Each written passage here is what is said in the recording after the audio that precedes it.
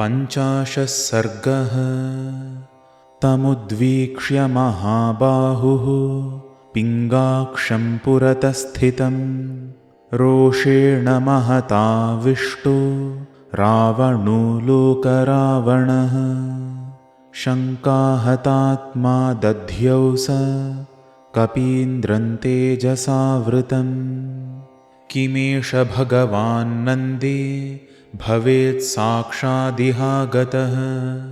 येन शप्तोऽस्मि कैलासे मया सञ्चालिते पुरा। सोऽयं वानरमूर्तिः स्यात् किंस्विद्बाणो महासुरः। स राजा रोषतां राक्षः प्रहस्तं मन्त्रिसत्तमम्। कालयुक्तमुवाचेदं वचो विपुलमर्थवत्। दुरात्मा पृच्छ्यतामेष कुतः किं वास्य कारणं। वनभङ्गे च कोऽस्यार्थो राक्षसीनां च तर्जने। मत्पुरीमप्रधृष्यां वा गमने किं प्रयोजनम्। आयोधने वा किं कार्यं पृच्छ्यतामेष दुर्मतिः। रावणस्य वचः श्रुत्वा प्रहस्तो वाक्यमब्रवीत्। समाश्वसि हि भद्रन्ते नभिः कार्यात् त्वया कपे। यदि तावत्तमिन्द्रेण प्रेषितो रावणालयं तत्त्वमाख्याहि मा भूत्ते भयं वानरमोक्ष्यसे। यदि वैश्रवणस्य त्वं यमस्य वरुणस्य वा चाररूपमिदं कृत्वा प्रविष्टो नः पुरीमिमाम्। विष्णुना प्रेषितो वापि दूतो विजयकाङ्क्षिणा। न हि ते वानरं तेजो रूपमात्रं तु वानरम्। तत्त्वतः कथयस्वाद्य ततो वानरमोक्ष्यसे।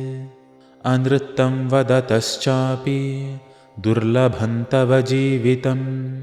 अथवा यन्निमित्तस्ते प्रवेशो रावणालये।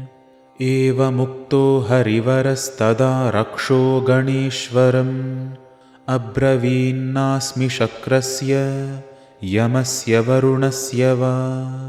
धनदेन न मे सख्यं विष्णुना नास्मि चोदितः। जातिरेव मम त्वेषा वानरोऽहमिहागतः। दर्शने राक्षसेन्द्रस्य दुर्लभे तदिदं मया। वनं राक्षसराजस्य दर्शनार्थे विनाशितम्। ततस्ते राक्षसाः प्राप्ता बलिनो युद्धकाङ्क्षिणः। रक्षणार्थं तु देहस्य प्रतियुद्धामया रणे। अस्त्रपाशैर्न शक्योऽहं बद्धुं देवासुरैरपि। पितामहादेववरो मामाप्येषोऽभ्युपागतः। राजानं द्रष्टुकामेन मयास्त्रमनुवर्तितं। विमुक्तो ह्यहमस्त्रेण राक्षसैस्त्वभिपीडितः। केनचिद्राजकार्येण सम्प्राप्तोऽस्मि तवान्तिकम्। दूतोऽहमिति विज्ञेयो राघवस्यामि तौजसः। श्रूयतां चापि वचनं मम पथ्यमिदं प्रभो। इत्यार्षे श्रीमद् रामायणे सुन्दरकाण्डे 50 सर्गः। 51 सर्गः। तन्समीक्ष्य महासत्त्वं सत्त्ववान् हरिसत्तमः। वाक्यमर्थवदव्यग्रस्तमुवाच दशाननम्। अहं सुग्रीवसन्देशादिह प्राप्तस्तवालयम्। राक्षसेन्द्रहरीशत्वां भ्राता कुशलमब्रवीत्। भ्रातुशृणु समादेशं सुग्रीवस्य महात्मनः। धर्मार्थोपहितं वाक्यमिह चामुत्र चक्षमम्। राजा दशरथो नाम रथकुञ्जरवाजिमान्। पितेव बन्धुर्लोकस्य सुरेश्वरसमद्युतिः। ज्येष्ठस्तस्य महाबाहुः पुत्रः प्रियकरः प्रभुः। पितुर्निर्देशान्निष्क्रान्तः प्रविष्टो दण्डकावनम्। लक्ष्मणेन सह भ्रात्रा सीतया चापि भार्यया। रामो नाम महातेजा धर्म्यं पन्थानमाश्रितः। तस्य भार्या वने नष्टा सीतापतिमनुव्रता। वैदेहस्य सुता राज्ञो जनकस्य महात्मनः। समार्गमाणस्तान् देवीं राजपुत्रः सहानुजः। ऋष्यमूकमनुप्राप्तः सुग्रीवेण समागतः। तस्य तेन प्रतिज्ञातं सीतायाः परिमार्गणम्। सुग्रीवस्यापि रामेण हरिराज्यं निवेदितं। ततस्तेन मृधे हत्वा राजपुत्रेण वालिनं। सुग्रीवस्थापितो राज्ये हरिऋक्षाणां त्वया विज्ञातपूर्वश्च वाली वानरपुङ्गवः। रामेण निहतः सङ्ख्ये शरेणैकेन वानरः। स सीतामार्गणे व्यग्रः सुग्रीवः सत्यसङ्गरः। हरीन् सम्प्रेषयामास दिशः सर्वा हरीश्वरः। तां हरीणां सहस्राणि शतानि नियुतानि च। दिक्षु सर्वासु मार्गन्ते ह्यधश्चोपरि चाम्बरे। वैनतेयसमाः केचित् तत्रानिलोपमाः। असङ्गतयशशीघ्रा हरिवीरा महाबलाः। अहं तु हनुमान् नाम मारुतस्यौरसः सुतः। सीतायास्तु कृते तूर्णं शतयोजनमायतम्। समुद्रं लङ्घयित्वैव तान् दिदृक्षुरिहागतः। भ्रमता च मया दृष्टा गृहे ते जनकात्मजा। तद्भवान् दृष्टधर्मार्थस्तपः कृतपरिग्रहः। परदारान् महाप्राज्ञ नोपरोद्धुं त्वमर्हसि। न हि धर्मविरुद्धेषु बह्वपायेषु कर्मसु। मूलघातिषु सज्जन्ते बुद्धिमन्तो भवद्विधाः। कश्च लक्ष्मणमुक्तानां रामकोपानुवर्तिनां शराणामग्रतस्थातुं शक्तो देवासुरेष्वपि। न चापि त्रिषु लोकेषु राजन् विद्येत कश्चन।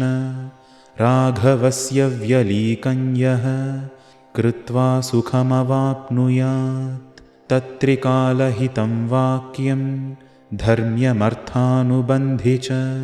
मन्यस्व नरदेवाय जानकी प्रतिदीयताम्। दृष्टा हीयं मया देवी लब्धं यदिह दुर्लभम्। उत्तरं कर्म यच्छेषं निमित्तं तत्र राघवः। लक्षितेयं मया सीता तथा शोकपरायणा। गृह्ययान्नाभिजानासि पञ्चास्यामिव पन्नगीं। नेयं जरयितुं शक्या सासुरैरमरैरपि। विषसंसृष्टमत्यर्थं भुक्तमन्नमिवौजसा। तपःसन्तापलब्धस्ते योऽयं धर्मपरिग्रहः। न स नाशयितुन्याय्य आत्मप्राणपरिग्रहः। अवध्यतां तपोभिर्यां भवान् समनुपश्यति। आत्मनः सासुरैर्देवैर्हेतुस्तत्राप्ययं महान् सुग्रीवो न हि देवोऽयं नासुरो न च राक्षसः न दानवो न गन्धर्वो न यक्षो न च पन्नगः तस्मात् प्राणपरित्राणं कथं राजन् करिष्यसि न तु धर्मोपसंहारमधर्मफलसंहितं तदेव फलमन्वेति धर्मश्चाधर्मनाशनः प्राप्तं धर्मफलं तावद्भवता नात्र संशयः फलमस्याप्यधर्मस्य क्षिप्रमेव प्रपत्स्यसे जनस्थानवधं बुद्ध्वा वालिवधं तथा रामसुग्रीवसंख्यञ्च बुद्ध्यस्वहितमात्मनः कामं खल्वहमप्येकः सवाजिरथकुञ्जरां लङ्कान्नाशयितुं शक्तस्तस्यैष तु न निश्चयः रामेण हि प्रतिज्ञातं हरिऋक्षगणसन्निधौ उत्सादनममित्राणां सीतायैस्तु प्रदर्शिता अपकुर्वन् हि रामस्य साक्षादपि पुरन्दरः न सुखं प्राप्नुयादन्यः किं पुनस्त्वद्विधो जनः यान्सीतेत्यभिजानासि येयं तिष्ठति ते वशे कालरात्रीति तां विद्धि सर्वलङ्काविनाशिनीम् तदलङ्कालपाशेन सीता विग्रहरूपिणा स्वयं स्कन्धावसक्तेन क्षेममात्मनि चिन्त्यताम् सीतायास्तेजसा दग्धां रामकोपप्रपीडितां दह्यमानामिमां पश्य पुरीं साट्टप्रतोलिकाम् स्वानि मित्राणि मन्त्रींश्च ज्ञातीन् भ्रातॄन् सुतान् हितान् भोगान् दारांश्च लङ्काञ्च मा विनाशमुपानय सत्यं राक्षसराजेन्द्र शृणुष्व वचनं मम रामदासस्य दूतस्य वानरस्य विशेषतः सर्वान् लोकान् सुसंहृत्य सभूतान् सचराचरान् पुनरेव तथा स्रष्टुं शक्तो रामो महायशाः देवासुरनरेन्द्रेषु यक्षरक्षो गणेषु च विद्याधरेषु सर्वेषु गन्धर्वेषु रगेषु च सिद्धेषु किन्नरेन्द्रेषु पतत्रिषु च सर्वतः सर्वभूतेषु सर्वत्र सर्वकालेषु नास्ति सः यो रामं प्रतियुध्येत विष्णुतुल्यपराक्रमम् सर्वलोकेश्वरस्यैवं कृत्वा विप्रियमुत्तमं रामस्य राजसिंहस्य दुर्लभं तव जीवितं देवाश्च दैत्याश्च निशाचरेन्द्र गन्धर्वविद्याधरनागयक्षाः रामस्य लोकत्रयनायकस्य स्थातुं न शक्ताः समरेषु सर्वे ब्रह्मा स्वयंभूश्चतुराननो वा रुद्रस्त्रिनेत्रस्त्रिपुरान्तको वा इन्द्रो महेन्द्रस्सुरनायको वा त्रातुं न शक्ता युधिरामवध्यम् ससौष्ठवोपेतमदीनवादिनः कपेर्निशम्या प्रतिमो प्रियं वचः दशाननः कोपविवृत्तलोचनः समादिशत्तस्य वधं महाकपेः इत्यार्षे श्रीमद् रामायणे सुन्दरकाण्डे 51 सर्गः 52 सर्गः तस्य तद्वचनं श्रुत्वा वानरस्य महात्मनः आज्ञापयत्तस्य वधं रावणः क्रोधमूर्छितः।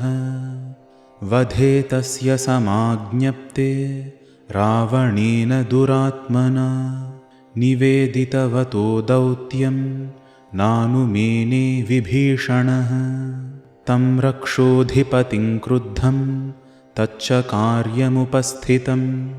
विदित्वा चिन्तयामास कार्यं कार्यविधौ स्थितः। निश्चितार्थस्ततः साम्ना पूज्यन् शत्रुजिदग्रजम्। उवाच हितमत्यर्थं वाक्यं वाक्यविशारदः। क्षमस्व रोषं त्यज राक्षसेन्द्र। प्रसीद मद्वाक्यमिदं शृणुष्व। वधं न कुर्वन्ति परावरज्ञा दूतस्य सन्तो वसुधाधिपेन्द्राः। राजधर्मविरुद्धं च लोकवृत्तेश्च गर्हितं। तव चासदृशं वीर कपेरस्य प्रमापणम्। धर्मज्ञश्च कृतज्ञश्च राजधर्मविशारदः। परावरज्ञो भूतानां त्वमेव परमार्थवित्। गृह्यन्ते यदि रोषेण त्वादृशोऽपि विपश्चितः। ततः शास्त्रविपश्चित्त्वं श्रम एव हि केवलम्। तस्मात् प्रसीद शत्रुघ्न राक्षसेन्द्र दुरासद। युक्तायुक्तं विनिश्चित्य दूतदण्डो विधीयताम्। विभीषणवचः श्रुत्वा रावणो राक्षसेश्वरः। रोषेण महताविष्टो वाक्यमुत्तरमब्रवीत्। न पापानां वधे पापं विद्यते शत्रुसूदन। तस्मादेनं वधिष्यामि वानरं पापचारिणम्। अधर्ममूलं बहुदोषयुक्तमनार्यजुष्टं वचनं निशम्य। उवाच वाक्यं परमार्थतत्त्वं विभीषणो बुद्धिमतां वरिष्ठः। प्रसीद लङ्केश्वर राक्षसेन्द्र धर्मार्थयुक्तं वचनं शृणुष्व। दूतानवध्यान् समयेषु राजन् सर्वेषु सर्वत्र वदन्ति सन्तः। असंशयं शत्रुरयं प्रवृद्धः कृतं ह्यनेनाप्रियमप्रमेयम्। न दूतवध्यां प्रवदन्ति सन्तो दूतस्य दृष्टा बहवो हि दण्डाः। वैरूप्यमङ्गेषु कशाभिघातो मौण्ड्यं तथा लक्षणसन्निपातः। एतान् हि दूते प्रवदन्ति दण्डान् वधस्तु दूतस्य न नः श्रुतोऽपि। कथञ्च धर्मार्थविनीतबुद्धिः परावरप्रत्ययनिश्चितार्थः। भवद्विधः कोपवशे हि तिष्ठेत् कोपन्नियच्छन्ति हि सत्त्ववन्तः। न धर्मवादे न च लोकवृत्ते न शास्त्रबुद्धिग्रहणेषु चापि। विद्येत कश्चित्तव वीरतुल्यस्त्वह्युत्तमः सर्वसुरासुराणाम्।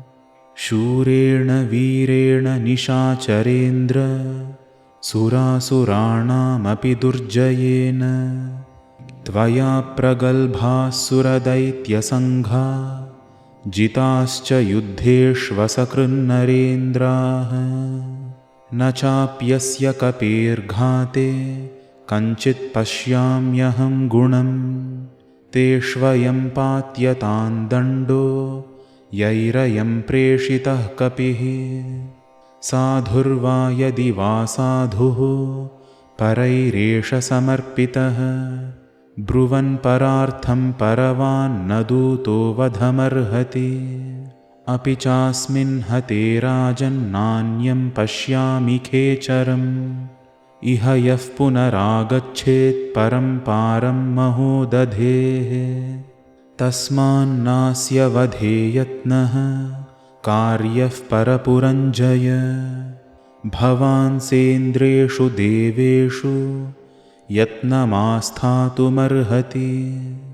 अस्मिन् विनष्टे न हि दूतमन्यं पश्यामि यस्तौ नरराजपुत्रौ युद्धाय युद्धप्रियदुर्विनीता उद्योजयेद्दीर्घपथावरुद्धौ पराक्रमोत्साहमनिस्वनाञ्च सुरासुराणामपि दुर्जयेन त्वया मनोनन्दननैरृतानां युद्धाय तिर्नाशयतुन्न युक्ता हिताश्च शूराश्च समाहिताश्च कुलेषु जाताश्च महागुणेषु मनस्विनः शस्त्रभृतां वरिष्ठाः कोट्यग्रतस्ते सुभृताश्च योधाः तदेकदेशेन बलस्य तावत् केचित्तवादेशकृतोऽभियान्तु तौ राजपुत्रौ विनिगृह्य मूढौ परेषु ते भावयितुं प्रभावम् निशाचराणामधिपो नुजस्य विभीषणस्योत्तमवाक्यमिष्टम् जग्राहबुद्ध्यासुरलोकशत्रुर्महाबलो राक्षसराजमुख्यः। इत्यार्षे श्रीमद् रामायणे सुन्दरकाण्डे 52 सर्गः। 53 सर्गः। तस्य तद्वचनं श्रुत्वा दशग्रीवो महात्मनः देशकालहितं वाक्यं भ्रातुरुत्तरमब्रवीत्।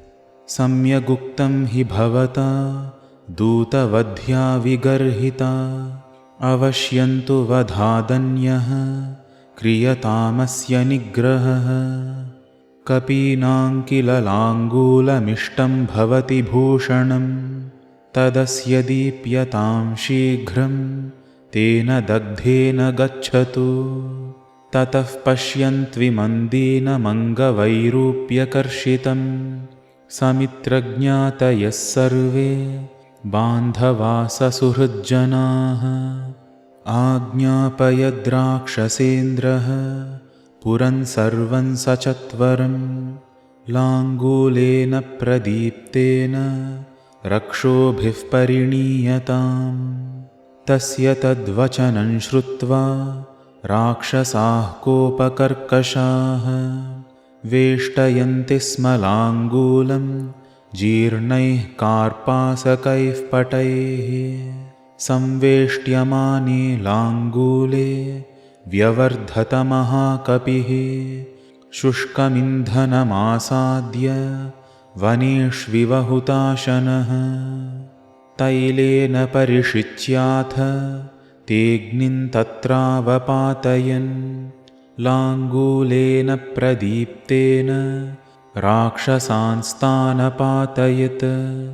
रोषामर्षपरीतात्मा बालसूर्यसमाननः लाङ्गूलं सम्प्रदीप्तं तु द्रष्टुं तस्य हनूमतः सहस्रीबालवृद्धाश्च जग्मुः प्रीता निशाचराः। स भूयः सङ्गतैः क्रूरैर्राक्षसैर्हरिसत्तमः निबद्धः कृतवान् वीरस्तत्कालसदृशीं मतिं।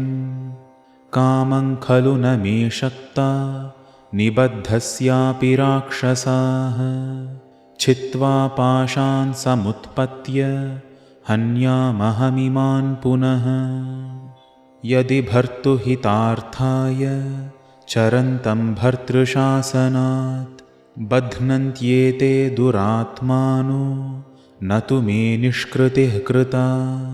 सर्वेषामेव पर्याप्तो राक्षसानामहं युधे किन्तु रामस्य प्रीत्यर्थं विषहिष्येऽहमीदृशम्। लङ्काचारयितव्या वै पुनरेव भवेदिति। रात्रौ न हि सुदृष्टा मे दुर्गकर्मविधानतः अवश्यमेव द्रष्टव्या मया लङ्का निशाक्षये। कामं बद्धस्य मे भूयः पुच्छस्योद्दीपनेन च पीडां कुर्वन्तु रक्षांसि न मेऽस्ति मनसः श्रमः।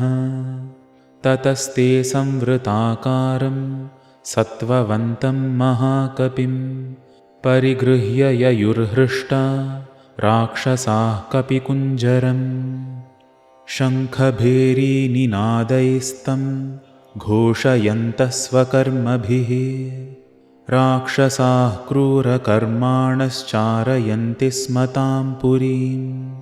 अन्वीयमानो रक्षोभिर्ययौ सुखमरिन्दमः हनुमांश्चारयामास राक्षसानां महापुरीम्।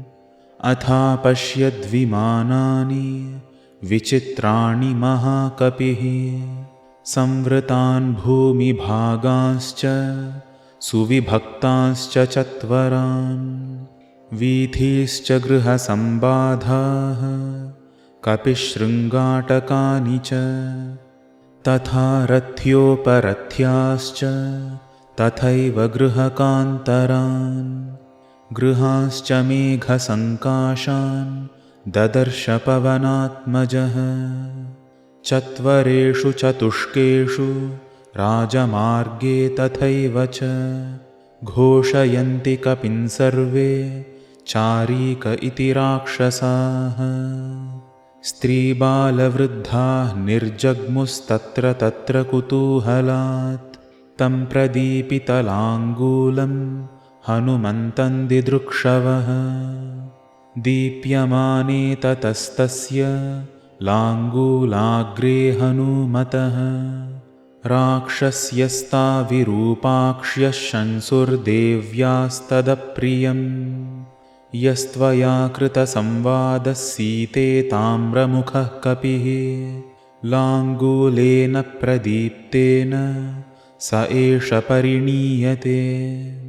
श्रुत्वा तद्वचनं क्रूरमात्मापहरणोपमं वैदेही शोकसन्तप्ता हुताशनमुपागमत्। मङ्गलाभिमुखी तस्य सा तदासीन्महाकपेः उपतस्थे विशालाक्षी प्रयताहव्यवाहनम्। यद्यस्ति पतिशुश्रूषा यद्यस्ति चरितं तपः यदि चास्त्येकपत्नीत्वं शीतो भव हनूमतः। यदि किञ्चिदनुक्रोशस्तस्य मय्यस्ति धीमतः यदि वा भाग्यशेषो मे शीतो भव हनूमतः। यदि मां वृत्तसम्पन्नां तत्समागमलालसां स विजानाति धर्मात्मा शीतो भव हनूमतः। यदि मां तारयेदार्यः सुग्रीवः सत्यसङ्गरः अस्माद्दुःखाम्बुसंरोधाच्छीतो भव हनूमतः। ततस्तीक्ष्णार्चिरव्यग्रः प्रदक्षिणशिखो नलः जज्वालमृगशावाक्ष्याः शंसन्निव शिवं कपेः। हनुमज्जनकश्चापि पुच्छानलयुतो नीलः ववौ स्वास्थ्यकरो देव्याः प्रालेयानिलशीतलः। दह्यमाने च लाङ्गूले चिन्तयामास वानरः प्रदीप्तोऽग्निरयङ्कस्मान्न मां दहति सर्वतः। दृश्यते च महाज्वालः न करोति च मे रुजं शिशिरस्येव सम्पातो लाङ्गूलाग्रे प्रतिष्ठितः। अथवा तदिदं व्यक्तं यदृष्टं प्लवता मया रामप्रभावादाश्चर्यं पर्वतः सरितां पतौ। यदि तावत् समुद्रस्य मैनाकस्य च धीमतः रामार्थं सम्भ्रमस्तादृक्किमग्निर्न करिष्यति। सीतायाश्चान्दृशंस्येन तेजसा राघवस्य च पितुश्च मम सख्येन न मां दहति पावकः। भूयः स चिन्तयामास मुहूर्तं कपिकुञ्जरः उत्पपाताथ वेगेन ननाद च महाकपिः। पुरद्वारं ततः श्रीमान् शैलशृङ्गमिवोन्नतं विभक्तरक्षः सम्बाधमाससादानिलात्मजः। स भूत्वा शैलसङ्काशः क्षणेन पुनरात्मवान् ह्रस्वतां परमां प्राप्तो बन्धनान्यवशातयत्। विमुक्तश्चाभवत् श्रीमान् पुनः पर्वतसन्निभः वीक्षमाणश्च ददृशे परिघन्तो रणश्रियं। सतं गृह्य महाबाहुः कालायसपरिष्कृतं रक्षिणस्तान् पुनः सर्वान् सूदयामास मारुतिः। सतान्निहत्वा रणचण्डविक्रमः समीक्षमाणः पुनरेव लङ्कां प्रदीप्तलाङ्गूलकृतार्चिमाली प्रकाशतादित्य इवार्चिमाली। इत्यार्षे श्रीमद् रामायणे सुन्दरकाण्डे 53 सर्गः। 54 सर्गः। वीक्षमाणस्ततो लङ्कां कपिः कृतमनोरथः वर्धमानसमुत्साहः कार्यशेषमचिन्तयत्। किन्नु खल्ववशिष्टं मे कर्तव्यमिह साम्प्रतं यदेषां रक्षसां भूयः सन्तापजननं भवेत्। वनं तावत् प्रमथितं प्रकृष्टा राक्षसा हताः बलैकदेशः क्षपितः शेषं दुर्गविनाशनं।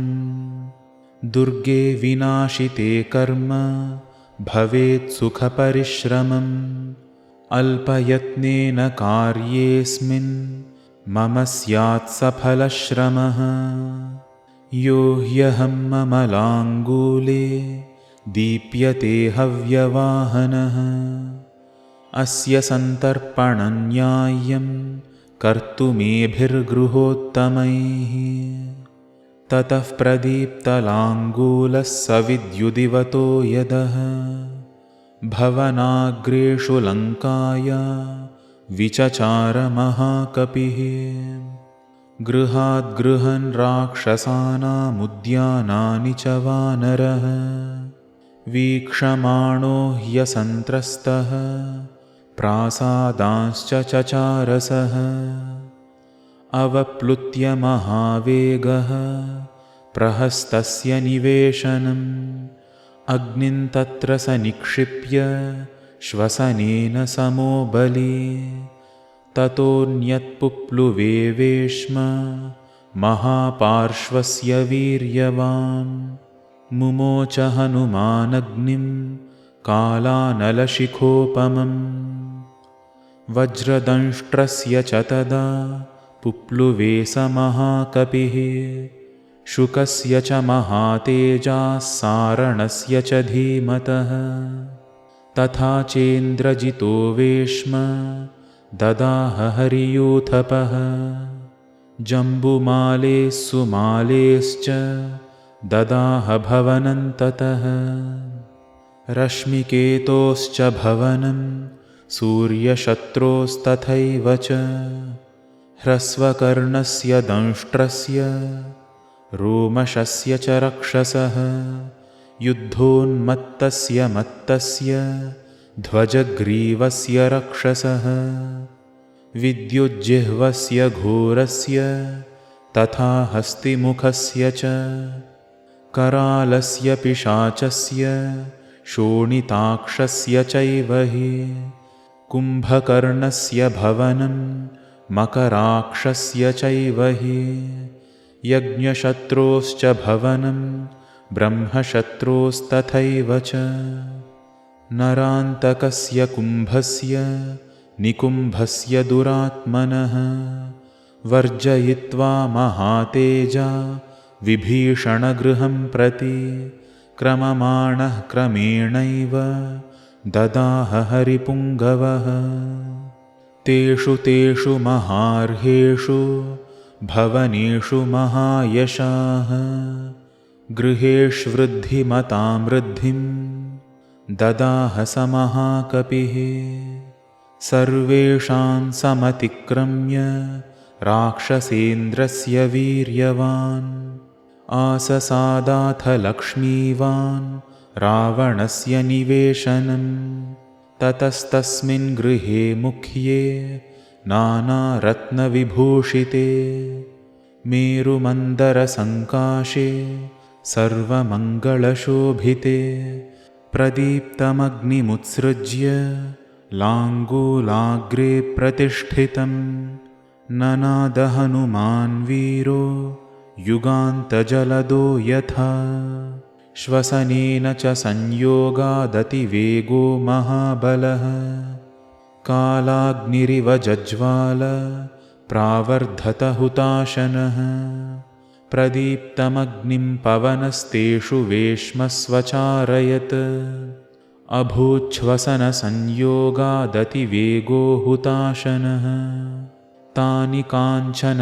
जालानि मुक्तामणिमयानि च भवनान्यवशीर्यन्त रत्नवन्ति महान्ति च सञ्जज्ञे तु मूलशब्दो राक्षसानां प्रधावतां स्वगृहस्य परित्राणे भग्नोत्साहोर्जितश्रियां नूनमेषोऽग्निरायातः कपिरूपेण हा इति क्रन्दन्त्यः सहसापेतुः स्तनन्धयधरा स्त्रियः काश्चिदग्निपरीतेभ्यो हर्मेभ्यो मुक्तमूर्धजाः पतन्त्यो रेजिरेभ्रेभ्यः सौदामन्य इवाम्बरात् वज्रविद्रुमवैडूर्यमुक्ता राजतसंहितान् विचित्रान् भवनाद्धातून्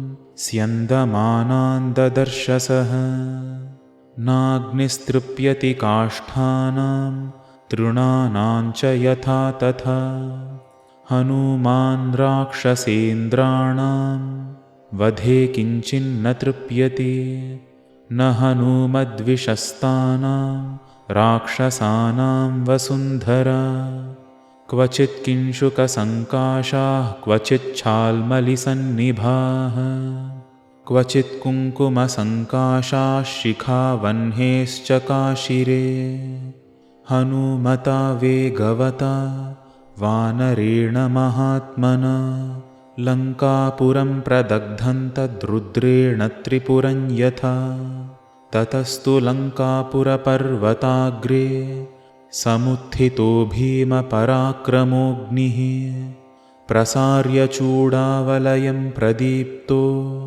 हनूमता वेगवता विसृष्टः युगान्तकालानलतुल्यवेगः समारुतोऽग्निर्ववृधे दिविस्पृक् विधूमरश्मिर्भवनेषु सक्तो रक्षशरीराज्यसमर्पितार्चिः आदित्यकोटिसदृशः सुतेजा लङ्कां समस्तां परिवार्य तिष्ठन् शब्दैरनेकैरशनिप्ररूढैर्भिन्दन्निवाण्डं प्रबभौ महाग्निः तत्राम्बरादग्निरतिप्रवृद्धो रूक्षप्रभः किंशुकपुष्पचूडः निर्वाणधूमाकुलराजयश्च नीलोत्पलाभाः प्रचकाशिरेभ्राः वज्रीमहेन्द्रस्त्रिदशेश्वरो वा साक्षाद्यमो वा वरुणो नीलो वा रुद्रोऽग्निरर्को धनदश्च सोमो न वानरोऽयं स्वयमेव कालः किं ब्रह्मणः सर्वपितामहस्य सर्वस्य धातुश्चतुराननस्य इहागतो वानररूपधारी रक्षोपसंहारकरः प्रकोपः किं वैष्णवं वा कपिरूपमेत्य रक्षो विनाशाय परंसुतेजः अनन्तमव्यक्तमचिन्त्यमेकं स्वमायया साम्प्रतमागतं वा इत्येवमूचुर्बहवो विशिष्टा रक्षो गणास्तत्र समेत्य सर्वे सप्राणिसङ्घान् सगृहान् सवृक्षान् दग्धां पुरीं तान् सहसा समीक्ष्य ततस्तु लङ्का सहसा प्रदग्धा सराक्षसाश्वरथा सनागा सपक्षिसङ्घा समृगा सवृक्षा रुरोददीना तुमुलं सशब्दम् हा तात हा पुत्रककान्तमित्र हा जीवितं भोगयुतं सुपुण्यं रक्षोभिरेवं बहुधा ब्रुवद्भिः शब्दः कृतो घोरतरः सुभीमः हुताशनज्वालसमावृता सा हतप्रवीरा परिवृत्तयोधा हनूमतः क्रोधबलाभिभूता बभूव शापोपहतेव लङ्का ससम्भ्रमत्रस्तविषण्णराक्षसां समुज्ज्वलज्वालहुताशनाङ्कितां ददर्श लङ्कां हनुमान् महामनाः स्वयंभुकोपोपहतामिवावनिम् भङ्क्त्वा वनं पादपरत्नसङ्कुलं हत्वा तु रक्षांसि महान्ति संयुगे दग्ध्वा पुरीं तां गृहरत्नमालिनीं तस्थौ हनूमान् पवनात्मजः कपिः त्रिकूटशृङ्गाग्रतले विचित्रे प्रतिष्ठितो वानरराजसिंहः प्रदीप्तलाङ्गूलकृतार्चिमाली व्यराजतादित्य इवांशुमाली सराक्षसांस्तान् सुबहूंश्च हत्वा वनञ्च भङ्क्त्वा बहुपादपन्तत् विसृज्य रक्षो भवनेषु चाग्निं जगाम रामं मनसा महात्मा ततस्तु तं वानरवीरमुख्यं महाबलं मारुततुल्यवेगं महामतिं वायुसुतं वरिष्ठं प्रतुष्टुवुर्देवगणाश्च सर्वे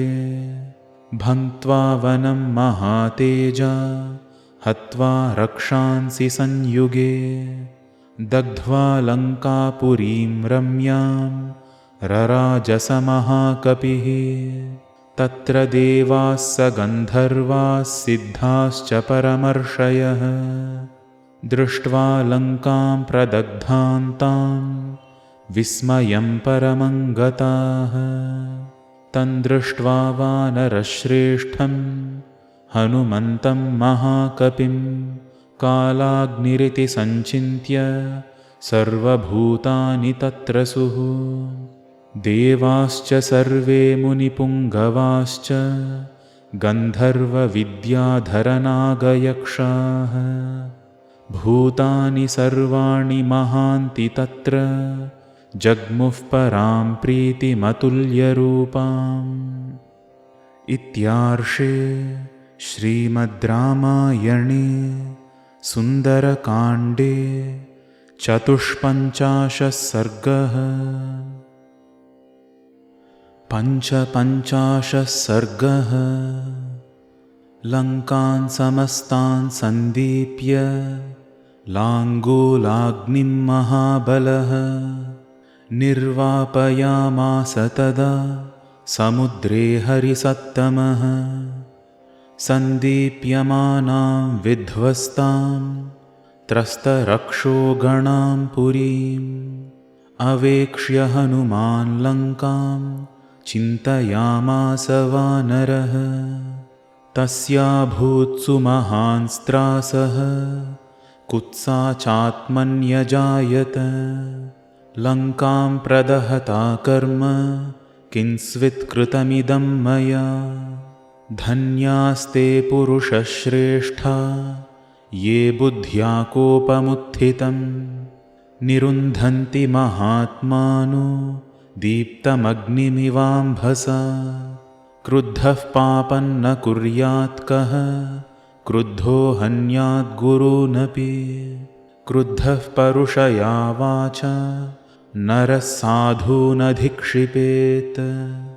वाच्या वाच्यं प्रकुपितो न विजानाति कर्हिचित् नाकार्यमस्ति क्रुद्धस्य नावाच्यं विद्यते क्वचित् यः समुत्पतितं क्रोधं क्षमयैव निरस्यति यथोरगस्त्वचञ्जीर्णां स वै पुरुष उच्यते धिगस्तु मांसु दुर्बुद्धिं निर्लज्जं पापकृत्तमम् अचिन्तयित्वा तां सीतामग्निदं घातकम् यदि दग्धा त्वियं लङ्का नूनमार्यापि जानकी दग्धा तेन मया भर्तुर्हतं कार्यमजानता यदर्थमयमारम्भस्तत्कार्यमवसादितं मया हि दहता लङ्कां न सीता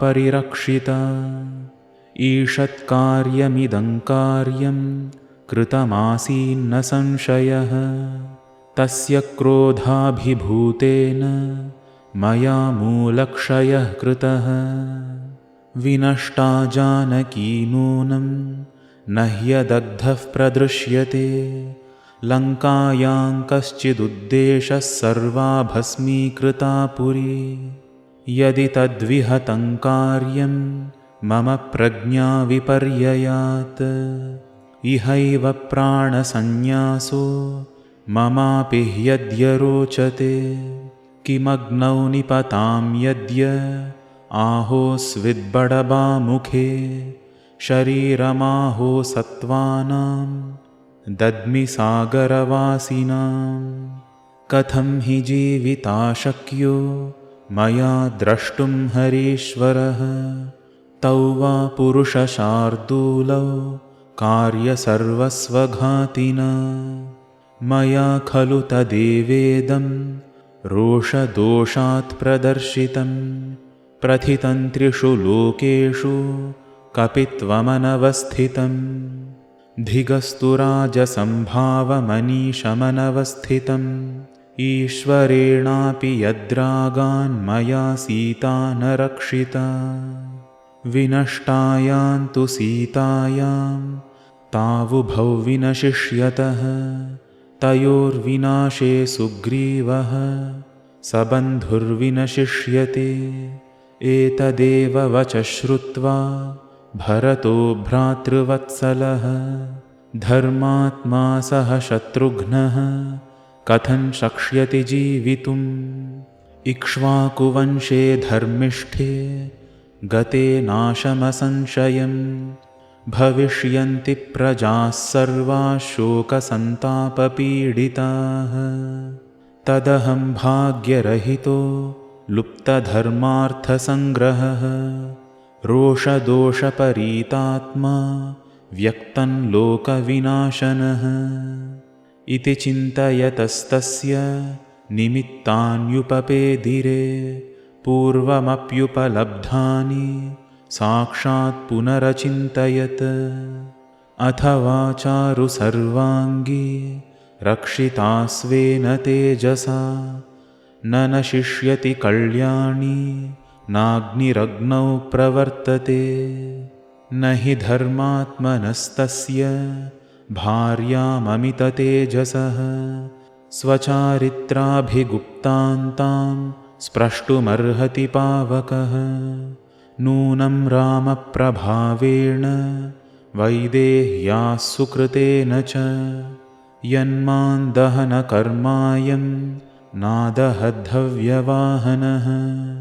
त्रयाणां भरतादीनां भ्रातॄणां देवता च या रामस्य च मनः कान्ता सा कथं विनशिष्यति यद्वा दहनकर्मायं सर्वत्र प्रभुरव्ययः न मे दहति लाङ्गूलं कथमार्यां प्रधक्ष्यति पुनश्चाचिन्तयत्तत्र हनुमान् विस्मितस्तदा हिरण्यनाभस्य गिरेर्जलमध्ये प्रदर्शनं तपसा सत्यवाक्येन अनन्यत्वाच्च भर्तरे अपि सा निर्दहेदग्निं न तामग्निः प्रधक्ष्यते स तथा चिन्तयन्स्तत्र देव्या धर्मपरिग्रहं शुश्राव हनुमान् वाक्यं